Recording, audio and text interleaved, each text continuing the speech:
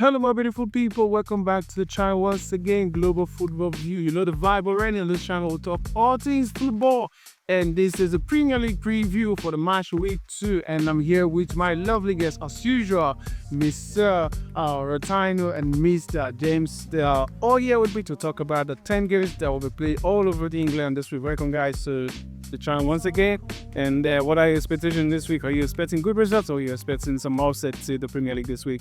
I think it would be when we start to settle. I mean, the second games would be fun. They would be exciting. I think the first one, everybody was just trying to engage where they are. Now I think it'll get fun. And Mr. Rotano, what do you think? Are we getting an offset this week? You know, a lot of matches will be going on.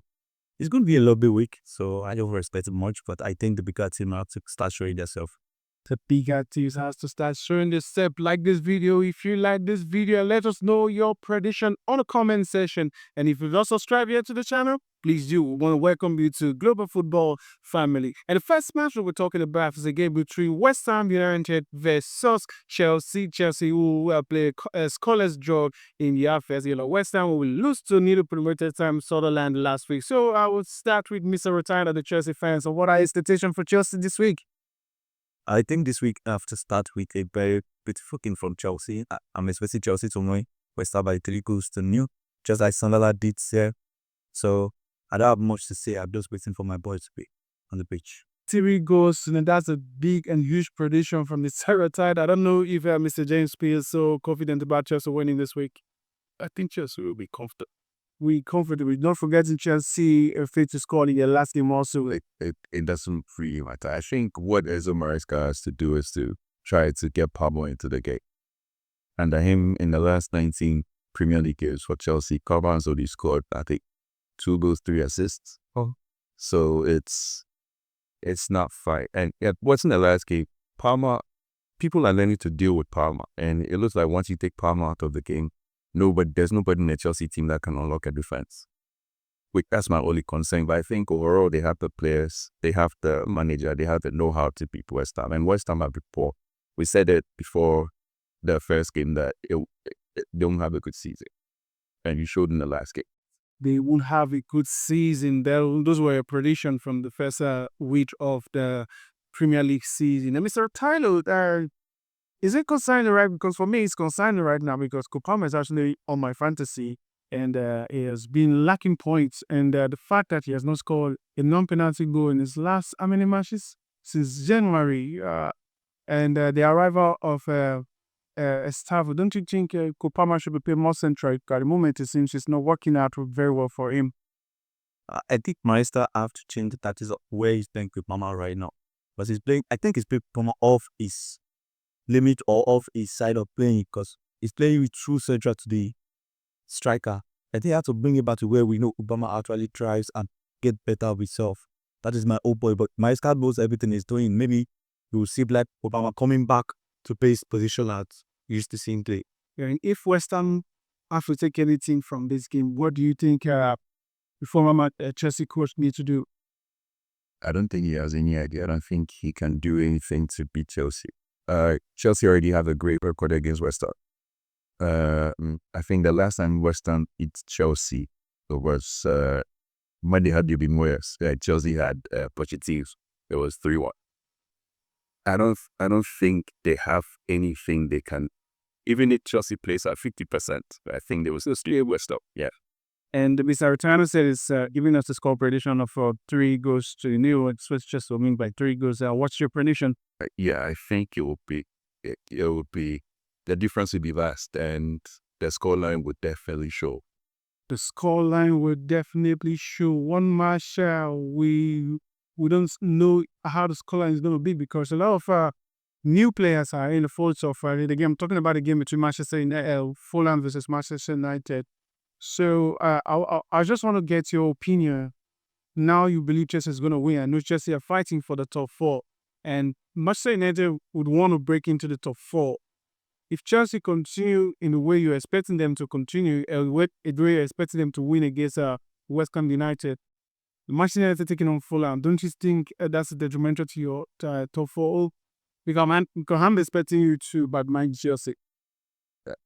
the thing is, it's an open competition. You have to show your might, and I believe we have the tools. Although we're now getting them together, getting them to gel and play together. I I I do think that the two of both clubs have a good chance of making top four if they play to their strengths. If they play to the strength, mind you, my prediction for the West Ham Chelsea game is a 3-1 in favor of Chelsea. And talking about Manchester United, the last game against Arsenal, they actually did very, very well. They played, and I think a lot of their fans were encouraged by the performance of the likes of Brandon Babel and Mateus Cunha, and even the likes of Udogu, who had a very decent game. What's our expectation against Fulham? Do you see them winning that game, or you see Fulham causing an upset in that game? For me, I did the match with the draw. Actually, it's Fulham taking a point from United this week. See, it's already bad minding you. Yeah, it's not bad minding because I watched mine play the squad team last season, the middle team last season, and they always survive against the middle team. But this is a new Manchester United from That's what I'm saying. I see Fulham taking a point from there. I did say they are beating Man. taking a point from Manchester United at this early stage of the season in a match against Fulham. It's an upset, and it's not something Manchester United will want this season. I don't think so. No, I think my coach is like he's learning every new game. He's learning, and yes, he did get a free pass last season based on his changes in games, in-game management. You could definitely see that he wasn't trying hard enough to win. I think he was trying to learn more about the players and himself and about the game. So now I don't think even when I don't think Fulham can beat us. There's no. They're not saying Fulham is going to beat you. If say Fulham is going to take a point from which is going to drop, that game will beat that will be Fulham. That is how you feel. But let's put the ball down the pitch and see, look at the result by yourself. Are you comfortable that you are able to beat Fulham? I just said that. No, you said it like I said feel the way. If whatever I say now is exactly what I feel, okay.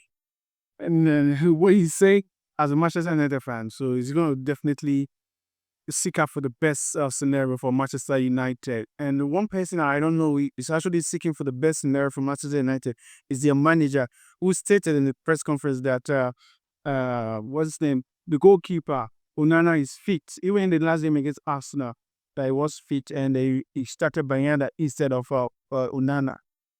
Do you think he's making the right decision by not starting Onana, who is the first choice goalkeeper for Manchester United? My point is, what is the difference between Onana and second picker? It's just still a difference. Onana was one time, I think, if I'm not mistaken, one time one of the best goalkeepers. That was it. What? Here you go. Onana is one of the big six keeper that have costed more since he arrived in England. That's because of the defense he was playing for. The defense of Manchester United wasn't good. It was, and the one you not forget, Onana was actually the most made the most save last season too. So he was facing more shots. So definitely when you face more shots, there's everything that you concede more goal and you save more. So what has changed from the defense this season? But enough change from the defense to the same defense. What has changed from the defense? Is it a tactical tweak? As a Manchester United, have you seen any tactical trick from the behind? I think now we have a lot more ball players on the pitch, and yes, you right from last season and this season to the end part of last season, you could see there was a shift in mindset, not necessarily skill, but then there was a shift in mindset. Now they are together, they act together, they're a bit more together. So I think that is helping, and now the midfield is not as far apart as it used to be last season. Now they play a lot more narrow. So the midfield will actually show the effects. And I think whoever is a goal, if they do not make any individual errors, I think we are going to have a better defensive record this season. Considering the amount of money Amorim have spent before while being in Manchester United at the moment, do you think they still need more players? Because as a Manchester United fan, if I'm not mistaken, I know you need more players, but I'm asking you as a Chelsea fans, because Chelsea are most likely, when it comes to transfer, let's talk about Chelsea. You spend over 1 point something billion. You have 79 players in your team. So do you see them? Do you think they still need more players? Knowing fully where they signed the last of Cunha and the last of Buemo. For me, I think Man U have to focus on their defense. Because the life of Lushore are not getting better in the team. Lushore played very well against Arsenal. It's not by playing very well against Arsenal. Can he give them that consistency in every match? That is the question Man United have to ask itself. That consistency. I think Lushore is a bad example. And if you talk about it, sure, it's not about his talent, it's not about his skill, it's his availability. That's up the set consistent performance. He was talked about performance and available consistency. Can you mention availability? If I say consistent, it's two different things. No, it means can he really be available every week in the team? He asked about how defense performed. You mentioned that he asked about how defense performed. Then you mentioned Luke Shaw. Yeah, still talking about performance. He never mentioned availability. Okay, let's What he said was, you said Luke Shaw was very good against Arsenal, and he asked you if Luke Shaw can maintain the same level of performance against small teams. It's not availability. No, he was saying if Luchor can continue that consistency. We were talking about performance context is very important. Okay, so you just said it right now that Luchor, when it comes to his performance, it has never been the skill set of Luchor, which has been his downfall. That's always been how available are you to Manchester United? Do you see a change in that this season? I think you'll be managed a bit more because now we have a lot of players who can play in that left center back position.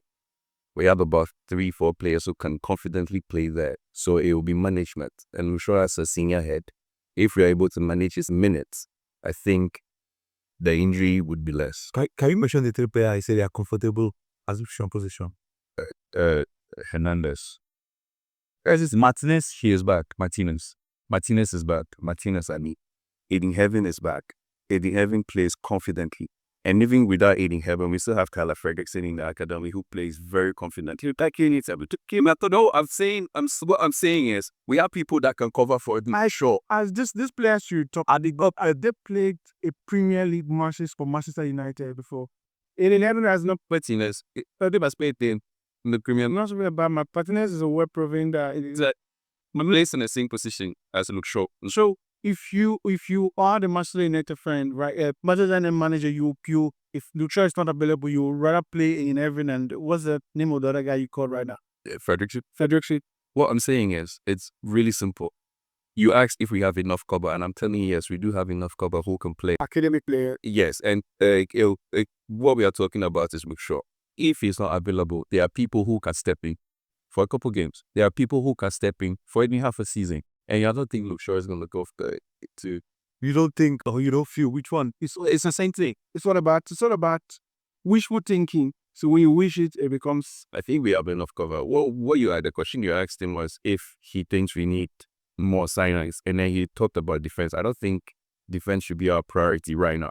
If the goalkeeper is included, yes, we need an upgrade in goal. Also, we need a midfielder, a first-base midfielder. That's what we need. That's paramount.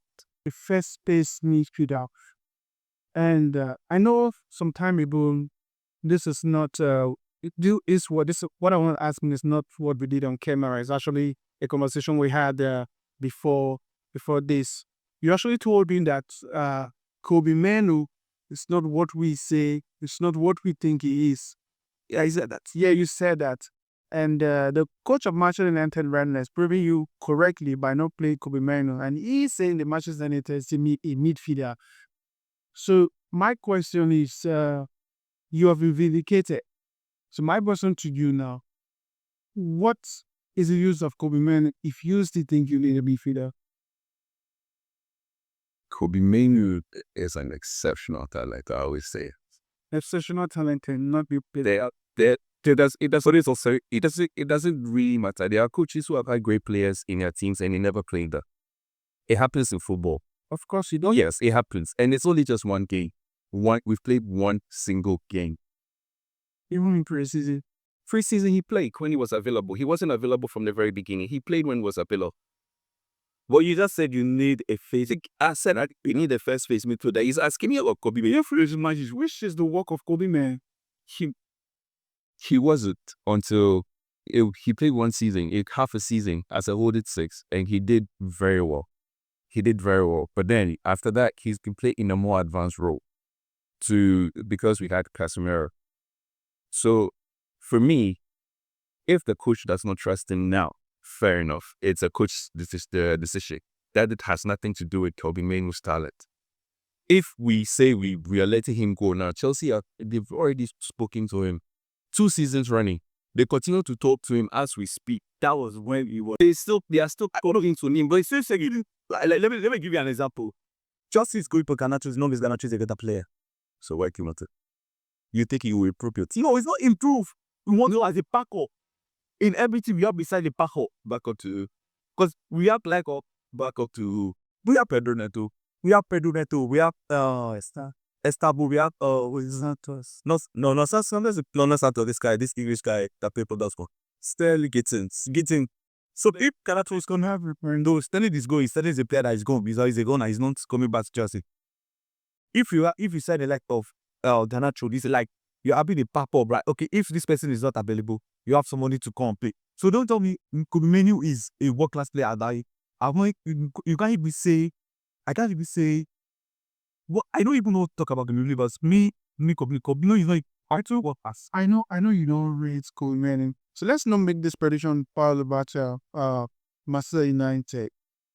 You said the game is going to end in a draw. You're expecting Fulham to take a point. What do you think Fulham need to do very well to end that point? Or you just believe by instinct that Manchester I'm telling you to do anything. I've been against Man United or that we know. So Fulham just come. You're playing home in their stadium. So they just have to come and play football and play United football. Passport. Then so what's your prediction? It's going to be draw. Do I score? It's 0-0 or 1-1. 0-0 or 1-1. Then what about you, Mr. Bench? It'll be 3-1, which is the 3-1 Manchester United. And for me, King is going to end in a 2-1 Fulham winning in that game. And the next game we want to talk about is the game between Manchester City and Tottenham, which is one of the biggest match of the week. Well, I don't know the state of Tottenham right now. I don't know how they will be feeling because they lost out on signing Easy, they lost out on signing Marvin Gibbs, right? And at the moment, the VST hasn't joined them. And a lot of players, you're missing a lot of players, the likes of Madison, Kulusevski. And the fact that Tottenham was willing to add Richarlison as part of the deal for Easy, I'm just trying to see where would the mind of that player be at the moment. But I'm not going to dispute the fact that Tottenham has a very good head-to-head record against Manchester City. So a lot of things might happen in that match. So I'd like to ask you, Mr. Rotino, what do you think that Tottenham effect or Tottenham performance, because they tend to perform very well against Manchester City. Do you see that continue this way? Yeah, I think Tottenham and their coach have always have big goal in the first 10 match of the season. Whenever they sign a new manager, they sign a new manager. Whenever they are coming to a season with a new manager, so I'm expecting Tottenham to go into the match and prove that they are yet to stay. Like, tell people that we are the champion of Europe in the English. Like, okay, even if it's City, but they've always been good against City. Anytime they beat City for last season, let me see that was last season. Like last season now, Tottenham are very good against City. I think for that game, Tottenham have to have everything going on for them to be able to get a point out of City. What about you? What your expectation from the match? I think it would be an exciting game, just as we come to know this fixture to be. There's a different bite about Tottenham after watching them against. I think they were more convincing against Burnley than Man City were against Wolves. City's game, the individual quality showed. I think City are more reliant now these days on their individual performance than Spurs. They played as a unit, they played as a team. Everyone was running, everyone was working hard for the team. If they have any weakness in that team, I'd say it's the career. His early form last season is not showing. It's not been showing for a while now. So I think it'll be a score drop, perhaps a 2-2. Hell, this is like hell prediction. 2-2. 2-2 draw would not be a bad result for Tottenham. But for Manchester City, playing a 2-2 draw at home against Tottenham, don't you see that as a bad result for them if they are going to win the league? Sorry. We are playing City, so a draw is not going to be a bad result for Tottenham. And I think I want to see City play Tottenham. That is the match I'm watching to watch. I'm looking out to watch this weekend because I really want to know what City is about and what to talk about. So their performance against Wolves is not convincing. Like both is not that timely that going to challenge City in a like the counter breaking through pass game because the goal was very long in the match. I watched Tottenham against Arsenal in pre-season, and also I watched Tottenham against PSG during the Super Cup. So what I noticed about them is that they set up so deep and set up so defensive against these two teams. But when they played Burnley, it wasn't like low gain for them to show the quality of the likes of Mohamed Kudus and also those other players they signed. Are you expecting them to sit deep and clear on a counter, or you're actually predicting it 2-2? The 2-2 you're operating is like an open game. But if you watch the game against PSG, it wasn't an open game for them, but still ended in a 2-2. Is that kind of game you're expecting to watch, or you're expecting it like a basketball game? Thomas Frank is actually a well-balanced manager. He reads the game, he knows the games, he knows how to be there, but he can. So I think it would be, well, it will currently depend on City. With City, yes, they do know how to hold possession, they do know how to use the ball, but then watching them against Wolves, they had a problem. They couldn't progress the ball through the middle. So if Spurs are going to play as compact as we both expect them to play, I think, yes, but most of their goals or whatever they're going to do is going to come through inside results. And the fact you were saying something about their midfield, and now today the manager stated that Rodri is back. If Rodri is back, I think that's automatically solves that problem. No, I don't think so. I don't think he's going to start. You don't think Rodri? I don't think he will start. He's been out for too long. No, but according to words of Pep Guardiola, Rodri has been fit. He has been fit, but Just he didn't want to unleash him yet. match fitness is different and match rhythm is different. So I think Pep knows this, and he knows if he starts him, he runs the risk of another injury, just as he happened before. So I think he's going to manage it. I don't think he's going to start this game.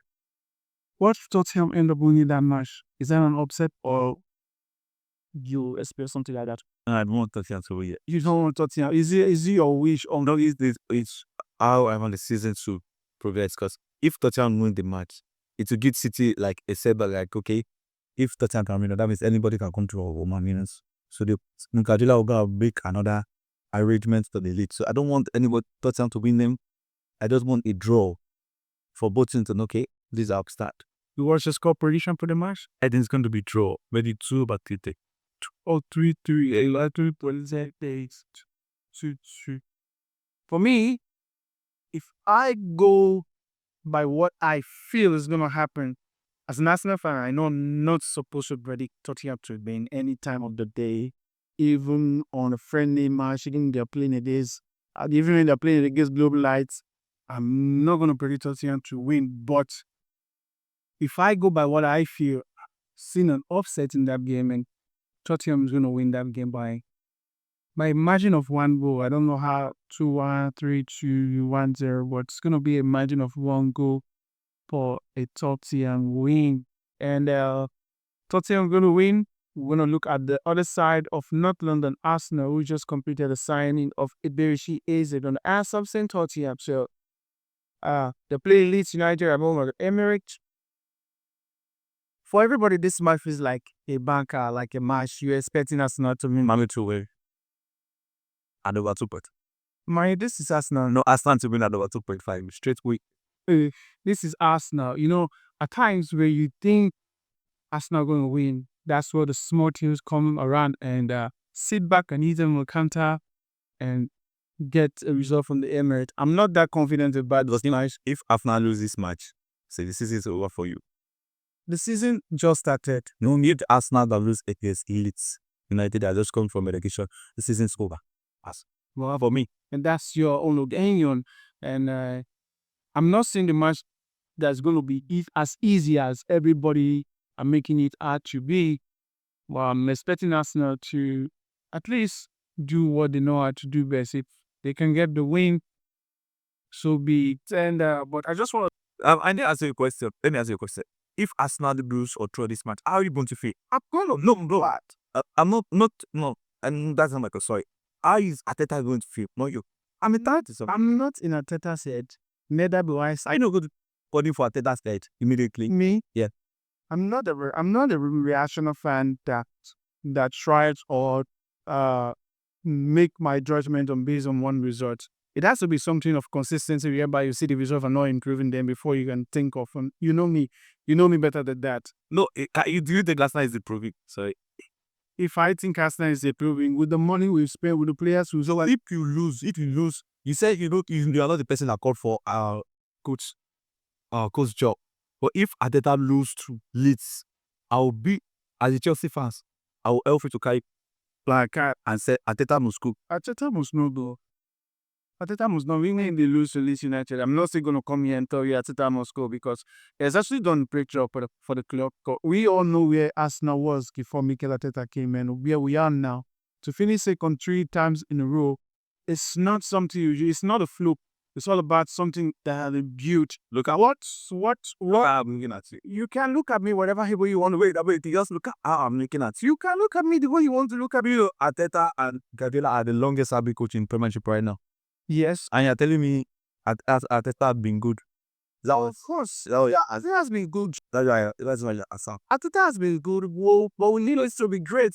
By being great means you have won titles for the club. He has been good. One title in 6 years. And that is great. What I'm saying, you're not like that's what you're saying. I said Ateta has been good, but we need him to be great. By being great, he needs to win titles. That's what I said, right? I thought you said Ateta has been great. No, I said Ateta has been good, but we need him to be great. And for him to be great, he needs to win titles. And everybody, even the Chelsea fan, they all know that for Ateta to be the manager, we all think he needs to win titles. And but I don't think Ateta is manager. You think it is. So don't you pause. Okay, for you, I say Chelsea. Because I've had conversation with Chelsea fans, I have conversation with Manchester United fans, even on Twitter, even on TikTok, even on YouTube, most of our videos, you see them, you make conversation, you know they rate this guy. But for you to be put in the same bracket where Arsenal fans are putting you on and where some fans think you are, which means you have to win titles. You have to win not those titles, you have to win the major titles. Back to the game against Leeds United. Do you see an offset in that game? No, I don't. Leeds are not interesting. And we all know when Arsenal plays against such teams, they tend to thrash them. So, yeah. And now they have a little striker. So, yes, it's probably going to be the most comfortable game for Arsenal this season. In case Leeds United, I don't share that sentiment. Do you share a sentiment that's the one of the most comfortable game for Arsenal this season? This match is not much Arsenal is supposed to go in and said we are going to beat them 1-0. I think Arsenal is due to the man and said, okay, you are trashing the first 5-0. Offer this is lead that's coming from. Don't say this is lead. Leeds never beat Everton last week. Do you watch the man against you? I think it's shit. Do you watch Everton playing? Do you watch Everton? I watch Everton. We watch the full match. Everton is cheat. If they cannot complete 5 complete pass in the game, is that a team that you are the one to compare to Arsenal? I'm not comparing Everton. No, we said they beat Arsenal. If you ask my opinion at Emirates, is your new striker 2 goals and Eze in the stands. So let's be serious though. No, I'm this serious right now. Like to be frank, we are not being serious. That you can't tell me Arsenal is going to play Leeds. Are you having doubts about Arsenal winning or this is football? This is football. This one is guaranteed, bro. Yeah, this one. If they did that as you think in the stars, I thought it'd be bad. And the first place to do great attention is So you're saying your prediction is going to be what? 3-0. 3-0, and you prediction for 1 Arsenal. If I have to go by my is how the game is gonna end. I'm just expecting a narrow win, Arsenal to win by 2-1. Gavin, hopefully these guys their prediction come true and Arsenal win by huge goal margin. And the star match of the week is the Alexander Isak derby. Newcastle Monday Night Football against Liverpool at St. James's Park under the lights with Saratano. Let me say this very quick. If you have money, go and pick red card in the match. Because that match is going to be bloody. It's a very bloody game to be played at this time of Isaac having problem with his club at finding a new club. Before you go on, please note that his prediction is his personal prediction, not global football view prediction. Whatever is telling you to do, we are not responsible for that. That's his own prediction. Superior. Bet responsibly. Don't bet with your last money. I think the match is going to be bloody because Tottenham are going to be in pain and they are going to come out with their hearts against Liverpool. Sorry, you mean Newcastle? Sorry, Newcastle is going to be in pain and they are going to come out with their hearts. Like, it's going to be a match that you feel like referee have to be in control of the match because it's going to be good. I do not wish to be a referee in this kind of game because, like he said, I know the first 10 minutes, if Witz is playing that game, I think something bloody is going to happen. Do you see that too? Because I think the match is going to be very, very, very rough. Yeah, On the lights. I think it will be an emotionally charged game. That it's guaranteed. Like everyone will be fully charged, including the fans, the players, the manager. Okay, knowing Eddie Howe, he probably will be level, but yeah, about the fans, the fans will start way before kickoff. So Liverpool are in for it, and I know Liverpool also have rowdy fans, so it's going to be an emotionally charged environment. I saw something on Twitter. I think that was 2 weeks ago. A Liverpool fans were saying that this game should not be televised. The reason that Liverpool are going to get touched, they're going to get touched from the fans, they're going to get touched by the players, the likes of Jolinte, Ramirez, Dan Bon, Pope. He's just saying that if you are going to that game as a Liverpool fans, you have to be very, very careful. Knowing fully well that the northern side of England is always really emotional when it comes to football. I'm not going to say I did not share that sentiment with you that the match is going to be a red card in that game, but do you see Newcastle winning that game with the emotion, or you think the emotion will be too much for them and they've ended up being silly? Yeah, I feel like the match rule is silly. I think Liverpool has tried to get the win from that. Wow, because I feel like Newcastle player will be too emotional. They will try to hold their ground, and Liverpool is coming with everything they have to tell them we are the champion of we are the reigning champion of Premiership. So that's how I feel. But Newcastle have the ability to show them that okay, we are coming to play ball. Yeah. Normally, going to St. James's Park on a normal day, on a normal Saturday, 4-3 p.m. kickoff is difficult. Going to Newcastle on a Monday night game is extra difficult. Then going to Newcastle, knowing fully well that Liverpool wants to take their best player from them, I think that's extremely difficult. Do you see them surviving that game and taking on 3 points of St. James's Park? Yeah, I think Liverpool have more mature players, and I think maturity is what is going to win them the game. And maturity in what sense? Because if you actually look at the age bracket between it, it's not necessarily age, football maturity. They know where they're going to. They would learn to adapt quickly. And that's the thing with passion. It's double-edged. It can go in your favor, whereas you're passionate but still doing your job and you're doing it very well. It pushes you on. And then there are times when you get too emotional and then you lose your way, you lose your senses. So it can help, and then it can still go against you. And I think Liverpool will be a bit calmer than Newcastle, and they will know exactly what to do. They'll have a plan. Of course, I know Liverpool will play on the calm side of their nerves. But in my opinion, if I have to look that match from my own lens, from a national lens, you want to say, I think Newcastle have a lot to prove in that game because Newcastle are trying to make people believe that they are not a yo-yo club. Holding on to Alexander Isak this long, they're trying to flex their muscles to make the top 4 club, the big traditional big 6 club, realize that you cannot just come in and poach our best players from our team. And I think the players playing for Newcastle too will still want to prove to Alexander Isak that, look, man, we are good players over here. We have good players over here. We have a good team. We just won our first title in how many, God knows how many years. And we want to qualify for the Champions League also. We want to make this club a bigger club. And I think with that in mind, Newcastle might hedge it. Might edge it, might. I not share the same opinion with you. Do you know why? I watched Newcastle use Astabella Bella the striker.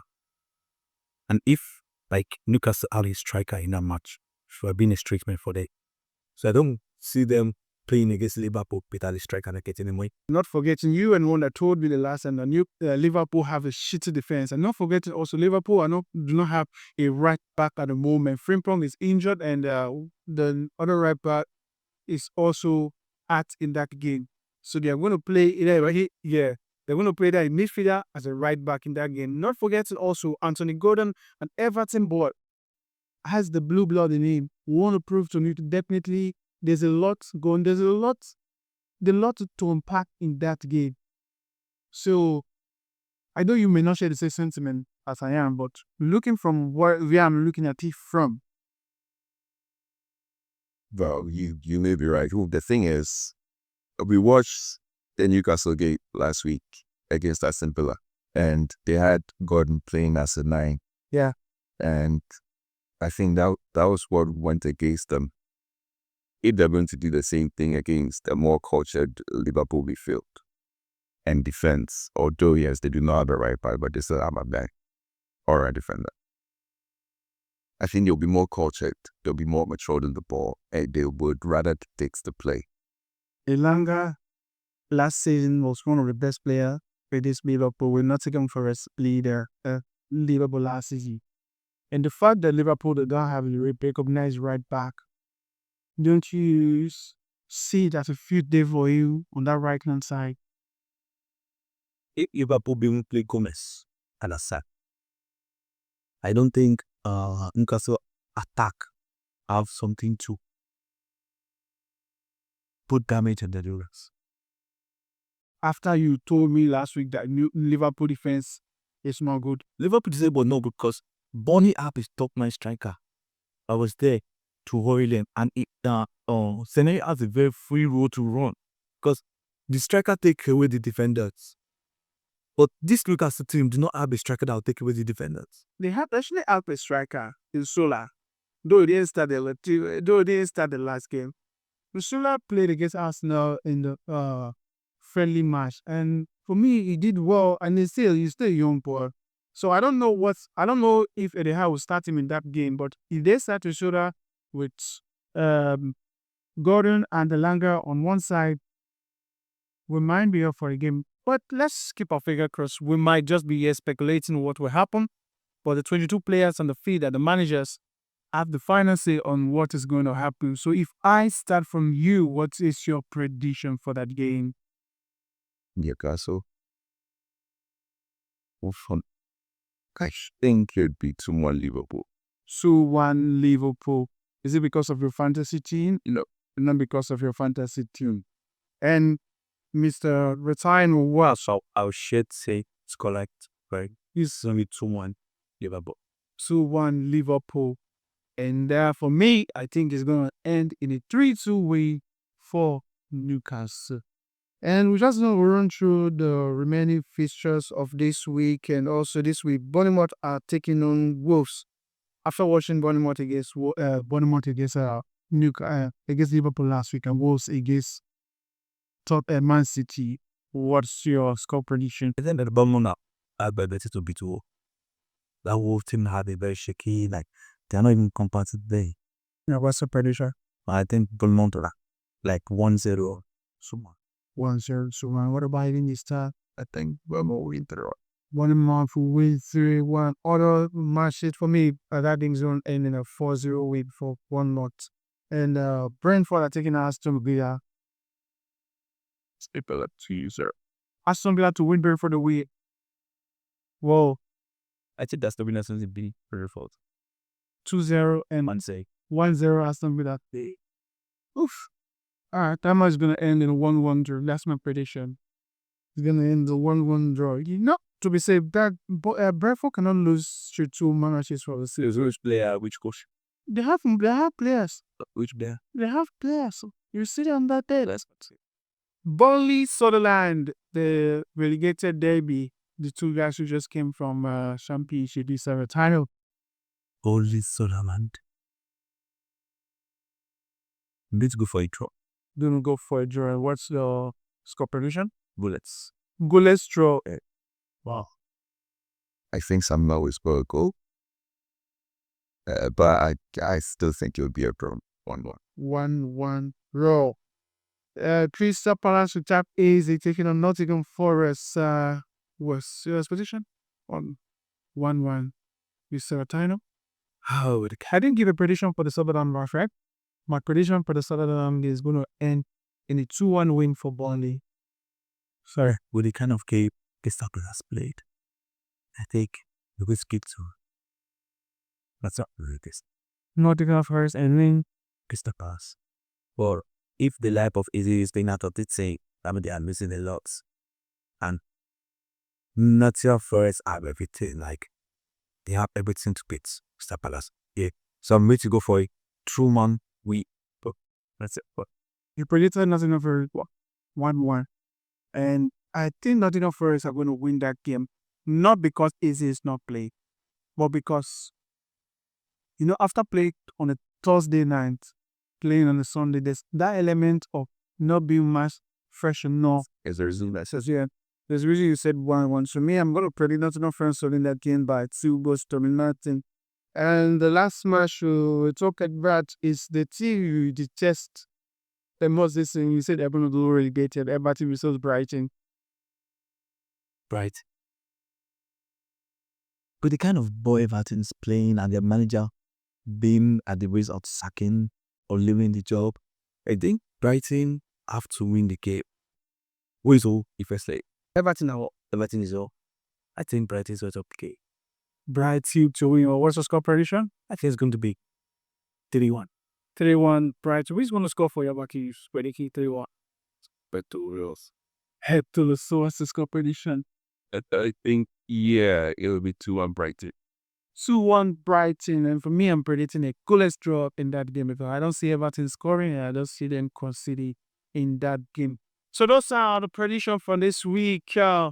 Week 2 in the English Premier League preview. You heard it here first. A lot of predictions, a lot of bold predictions have gone in. Let us know in the comment section your prediction, what you think is going to happen. And if you're not subscribed yet, please do subscribe, like this video, and share to your friends. And put in the comment section what you like to see from this channel. And thank you, Mr. James, for being on the fan. I have one question for you. For me, Yeah, talk about us. The way Isaac is doing and the way Wisa is doing, which one do you think is the most conversative play? Like, which one is doing most better? doing the most. For me, I believe both of them are doing the most. Both of them are doing the most. I don't share the sentiment of deleting your club, everything, club photograph from your Instagram, Twitter. I don't share that sentiment. For me, I don't think it's nice. Like Isaac coming out to write a statement, for me, it's not nice. But on the flip side of it, something a lot of us are not really talking about. Sometimes this club also are also very, very bad. Really want a player to lead the club. They will send the player to go and train with the reserve.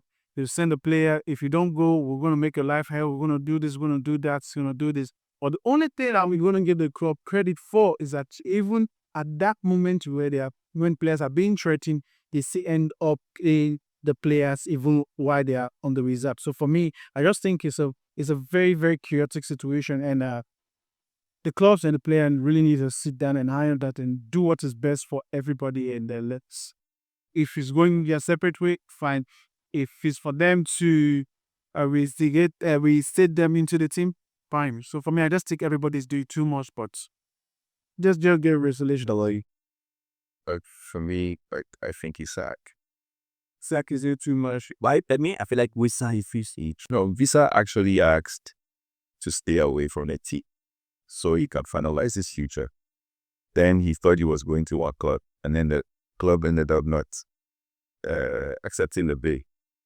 So he feels, okay, yes, I did ask for permission. I respected the club enough to ask for permission. And then you guys went back on your way. Or you guys got too greedy. So for him, I think, yes, Isaac is claiming he had an agreement, a gentleman's agreement. And the club boldly came out to say, we had no such agreement. And you're still under contract. like what Daniel said. He said, when a team wants a player to the goal, they'll make it through the result. But when a player wants to go, they make it start political. I'll give you a life of Sterling, Jackson, Chilwell. Those teams did not say they don't want to play for us. Our coach said it don't mind them. Right now, those players are training it about themselves. For they're looking for their future. Although still, if a player said, I want to go, I really want to sell the player. Don't it is the player be say in his staying or good. Of course, there is this not the era of slave trade whereby the player is being made to be being like a slave.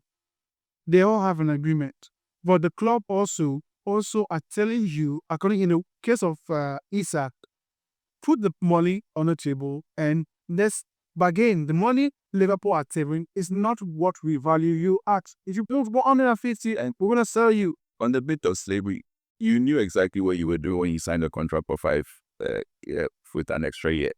It's a contract. It's binding. It's legally binding. It's like selling your birthright. When it comes to work, you've sold that right to your club. They can decide to do with it whatever they want to.